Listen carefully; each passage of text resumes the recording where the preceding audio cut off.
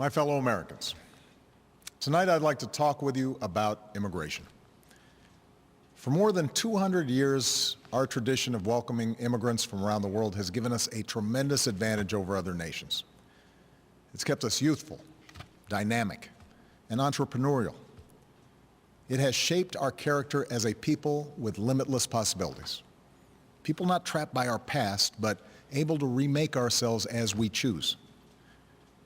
But today, our immigration system is broken, and everybody knows it. Families who enter our country the right way and play by the rules watch others flout the rules. Business owners who offer their workers good wages and benefits see the competition exploit undocumented immigrants by paying them far less. All of us take offense to anyone who reaps the rewards of living in America without taking on the responsibilities of living in America. And undocumented immigrants who desperately want to embrace those responsibilities see little option but to remain in the shadows or risk their family. It's been this way for decades. And for decades, we haven't done much about it. When I took office, I committed to fixing this broken immigration system. And I began by doing what I could to secure our borders. Today, we have more agents and technology deployed to secure our southern border than at any time in our history. And over the past 6 years, illegal border crossings have been cut by more than half. Although this summer there was a brief spike in unaccompanied children being apprehended at our border, the number of such children is now actually lower than it's been in nearly 2 years. Overall, the number of people trying to cross our border illegally is at its lowest level since the 1970s. Those are the facts. Meanwhile, I worked with Congress on a comprehensive fix. And last year, 68 Democrats, Republicans, and independents came together to pass a bipartisan bill in the Senate. It wasn't perfect. It was a compromise. But it reflected common sense. It would have doubled the number of Border Patrol agents while giving undocumented immigrants a pathway to citizenship if they paid a fine, started paying their taxes, and went to the back of the line. And independent experts said that it would help grow our economy and shrink our deficits.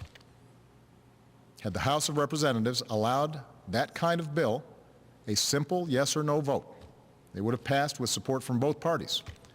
And today it would be the law. But for a year and a half now, Republican leaders in the House have refused to allow that simple vote.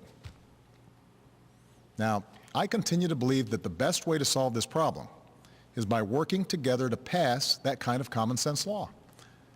But until that happens, there are actions I have the legal authority to take as president, the same kinds of actions taken by Democratic and Republican presidents before me, that will help make our immigration system more fair and more just.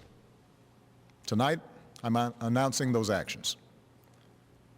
First, we'll build on our progress at the border with additional resources for our law enforcement personnel so that they can stem the flow of illegal crossings and speed the return of those who do cross over. Second, I'll make it easier and faster for high-skilled immigrants, graduates, and entrepreneurs to stay and contribute to our economy, as so many business leaders have proposed. Third, we'll take steps to deal responsibly with the millions of undocumented immigrants who already live in our country. I want to say more about this third issue because it generates the most passion and controversy. Even as we are a nation of immigrants, we're also a nation of laws. Undocumented workers broke our immigration laws, and I believe that they must be held accountable, especially those who may be dangerous. That's why over the past 6 years, deportations of criminals are up 80%. And that's why we're going to keep focusing enforcement resources on actual threats to our security. Felons, not families. Criminals, not children. Gang members, not a mom who's working hard to provide for her kids. We'll prioritize, just like law enforcement does every day. But even as we focus on deporting criminals, the fact is millions of immigrants in every state, of every race and nationality, still live here illegally. And let's be honest, tracking down, rounding up, and deporting millions of people isn't realistic. Anyone who suggests otherwise isn't being straight with you. It's also not who we are as Americans. After all, most of these immigrants have been here a long time. They work hard, often in tough, low-paying jobs. They support their families. They worship at our churches. Many of their kids are American-born or spent most of their lives here. And their hopes, dreams, and patriotism are just like ours. As my predecessor, President Bush, they are a part of American life. Now, here's the thing. We expect people who live in this country to play by the rules. We expect that those who cut the line will not be unfairly rewarded. So we're going to offer the following deal. If you've been in America for more than 5 years, if you have children who are American citizens or legal residents, if you register, pass a criminal background check, and you're willing to pay your fair share of taxes, you'll be able to apply to stay in this country temporarily without fear of deportation. You can come out of the shadows and get right with the law. That's what this deal is. Now let's be clear about what it isn't. This deal does not apply to anyone who has come to this country recently. It does not apply to anyone who might come to America illegally in the future. It does not grant citizenship or the right to stay here permanently or offer the same benefits that citizens receive. Only Congress can do that. All we're saying is we're not going to deport you. I know some of the critics of this action call it amnesty. Well, it's not. Amnesty is the immigration system we have today. Millions of people who live here without paying their taxes or playing by the rules, while politicians use the issue to scare people and whip up votes at election time. That's the real amnesty, leaving this broken system the way it is. Mass amnesty would be unfair. Mass deportation would be both impossible and contrary to our character. What I'm describing is accountability, a common-sense middle ground approach. If you meet the criteria, you can come out of the shadows and get right with the law. If you're a criminal, you'll be deported. If you plan to enter the U.S. illegally, your chances of getting caught and sent back just went up.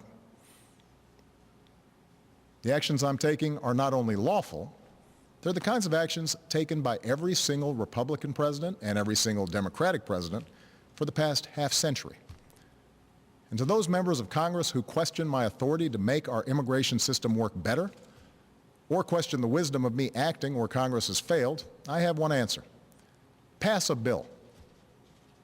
I want to work with both parties to pass a more permanent legislative solution. And the day I sign that bill into law, the actions I take will no longer be necessary. Meanwhile, don't let a disagreement over a single issue be a deal breaker on every issue. That's not how our democracy works. And Congress certainly shouldn't shut down our government again just because we disagree on this. Americans are tired of gridlock. What our country needs from us right now is a common purpose, a higher purpose. Most Americans support the types of reforms I've talked about tonight, but I understand the disagreements held by many of you at home. Millions of us, myself included, go back generations in this country with ancestors who put in the painstaking work to become citizens. So we don't like the notion that anyone might get a free pass to American citizenship. I know some worry immigration will change the very fabric of who we are, or take our jobs, or stick it to middle-class families at a time when they already feel like they've gotten the raw deal for over a decade. I hear those concerns. But that's not what these steps would do. Our history and the facts show that immigrants are a net plus for our economy and our society. And I believe it's important that all of us have this debate without impugning each other's character. Because for all the back and forth of Washington, we have to remember that this debate is about something bigger. It's about who we are as a country and who we want to be for future generations. Are we a nation that tolerates the hypocrisy of a system where workers who pick our fruit and make our beds never have a chance to get right with the law? Or are we a nation that gives them a chance to make amends, take responsibility, and give their kids a better future? Are we a nation that accepts the cruelty of ripping children from their parents' arms? Or are we a nation that values families and works together to keep them together? Are we a nation that educates the world's best and brightest in our universities only to send them home to create businesses in countries that compete against us? Or are we a nation that encourages them to stay and create jobs here, create businesses here, create industries right here in America? That's what this debate is all about. We need more than politics as usual when it comes to immigration. We need reasoned, thoughtful, compassionate debate that focuses on our hopes, not our fears. I know the politics of this issue are tough, but let me tell you why I have come to feel so strongly about it. Over the past years, I've seen the determination of immigrant fathers who worked 2 or 3 jobs without taking a dime from the government and at risk any moment of losing it all just to build a better life for their kids. I've seen the heartbreak and anxiety of children whose mothers might be taken away from them just because they didn't have the right papers. I've seen the courage of students who, except for the circumstances of their birth, are as American as Malia or Sasha, students who bravely come out as undocumented in hopes they could make a difference in the country they love. These people, our neighbors, our classmates, our friends, they did not come here in search of a free ride or an easy life. They came to work and study and serve in our military, and above all, contribute to America's success. Now, tomorrow I'll travel to Las Vegas and meet with some of these students, including a young woman named Astrid Silva. Astrid was brought to America when she was 4 years old. Her only possessions were a cross, her doll, and the frilly dress she had on. When she started school, she didn't speak any English. She caught up to other kids by reading newspapers and watching PBS. And she became a good student. Her father worked in landscaping. Her mom cleaned other people's homes.